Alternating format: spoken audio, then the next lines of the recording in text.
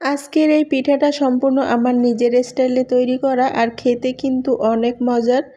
এই শীতের সময় এরকম পিঠা তৈরি করে রাত্রে রাখলে আর সকালে ভীষণ মজার হয় খেতে। আসসালামু আলাইকুম, সবাই কেমন আছেন? আমি আলহামদুলিল্লাহ ভালো। তো বেশি দেরি না করে আমি মূল রেসিপিতে চলে যাচ্ছি। প্রথমেই আমি 1 কাপ পানি নিলাম, পানিটা একটু জাল করে ফুটিয়ে নিব। স্বাদ মতো লবণ দিয়ে দিলাম, আর লবণ দিয়ে আমি জ্বালিয়ে পানিটাকে ফুটিয়ে নিয়েছি। আর এ পর্যায়ে এখানে দিয়ে দিলাম ময়দা, 1 কাপের মতো ময়দা দিয়ে দিলাম এখানে। আর ময়দাটা দিয়ে নেড়ে চেড়ে আমি এখানে খামির করে নিয়েছি। আর এখন আমি কড়াইটা নামিয়ে নিব, আর নামিয়ে নিয়ে গরম গরম থাকা অবস্থায় আমি মুথে নিব। আর এটা কিন্তু গরম গরম থাকা অবস্থায় করে নিতে হবে, আবার খুব গরম থাকা অবস্থায় হাত দিলে কিন্তু হাত পুড়ে যাবে। তো এই তো আমি এখানে গরম গরম থাকা অবস্থায় যেভাবে আমার হাতে আর কি আমি সহ্য করতে পারি অতটুকু গরম অবস্থাতে আমি আটাটাকে মুথে নিয়েছি। আর এখানে আমি একটা ডিম দিয়ে দিলাম, ডিমটা দিয়ে খুব ভালো করে মুথে নিয়েছি। আর এখন দিয়ে দিচ্ছি এখানে 1 টেবিল চামচের মতো রান্নার রেগুলার তেলটা, আর তেল দিয়ে খুব সুন্দর করে আবার মুথে নিব। তো এভাবে মুথে একেবারে নরম সফট একটা ডো তৈরি করে নিব। এখানে আমি একটা থালা নিয়েছি, আর ডোটাকে এখানে থালার উপরে তুলে নিচ্ছি, এতে করে আমার মুথে নিতে খুব ভালো হবে। আর এই তো এখানে আমি সফট একটা ডো তৈরি করে নিয়েছি।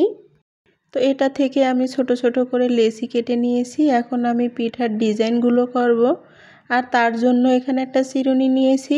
আর এই চিরুনিটা কিন্তু আমি ব্যবহার করি না, এটা আমার পিঠা বানানোর জন্যই। তো এই চিরুনিটাতে আমি এভাবে ডিজাইনটা করে নিব। এভাবে হয়তো অনেকেই এরকম ডিজাইন করেন, তবে আমার মতো করে কেউ করেন মনে হয় না। আমি আমার মতো করে করছি, এটা সম্পূর্ণ আমি আমার মতো করে করছি। আর এভাবে বাঁশ দিয়ে এর মুখটা একদম চেপে মিশিয়ে দিতে হবে, তাহলে কিন্তু তেলের উপরে ভেজে নেওয়ার সময় খুলে যাবে না, আর না হলে খুলে আসার সম্ভাবনা থাকতে পারে। তো এই তো আমি আরও একটা পিঠার ডিজাইন করে আপনাদেরকে দেখিয়ে দিচ্ছি। আর পিঠাগুলো দেখতে কিন্তু খুব সুন্দর হয়েছে, আর খেতেও ভীষণ মজার হয় এই পিঠাটা।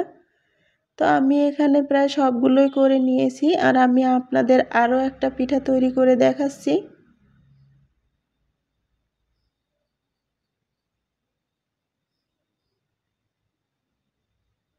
এই তো এখানে আরও একটা পিঠা তৈরি করে আমি আপনাদেরকে দেখিয়ে দিলাম। পিঠাগুলো দেখতে এত সুন্দর, আর পিঠাগুলো তৈরি করতে গেলে শুধু তৈরি করতে ইচ্ছে হবে, এত সুন্দর হয়। আর এখন সবগুলো পিঠা তৈরি করা হয়ে গিয়েছে, আমি তেলের উপরে ভেজে নিব। ফ্রাই প্যানে আগেই তেল দিয়ে দিয়েছিলাম, তেলটা হালকা গরম হয়ে আসতে আমি পিঠাগুলো দিয়ে দিলাম এক এক করে। তেলটা খুব হিট হয়ে গেলে কিন্তু পিঠাগুলো ভালো হবে না ভাজা। আর একেবারে মিডিয়াম টু লো আছে পিঠাগুলো ভেজে নিতে হবে অনেকটা সময় নিয়ে। আর এই ভাজাটা যদি ভালো হয় তাহলে কিন্তু দুধের শিরার ভিতরে পিঠাটা খুব ভালো করে ভিজবে, আর যদি ভাজাটা ভালো না হয় তাহলে কিন্তু ভিজবে না।